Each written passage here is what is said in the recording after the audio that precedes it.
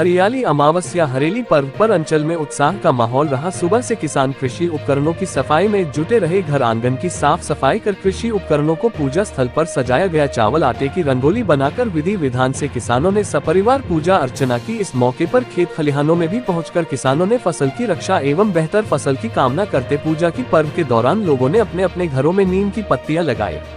ग्रामीण सहित शहरी इलाकों में अधिकांश लोगों ने पारंपरिक व्यंजन बनाकर पर्व का आनंद उठाया और अपने चित परिचित व परिजनों को भोजन में आमंत्रित भी किया। दोपहर से देर शाम तक ग्रामीण इलाकों में पारंपरिक खेलों का आयोजन किया गया। इस मौके पर बच्चों से लेकर बड़ों तक ने गेड़ी पर चढ़कर पर्व का आनंद उठाया। सुबह से दोपहर तक लगातार बारिश होने की वजह से दोपहर तक ग्रामीण इलाकों में चहल पहल कम रही, पर बारिश के थमते ही चहल पहल का वातावरण निर्मित रहा।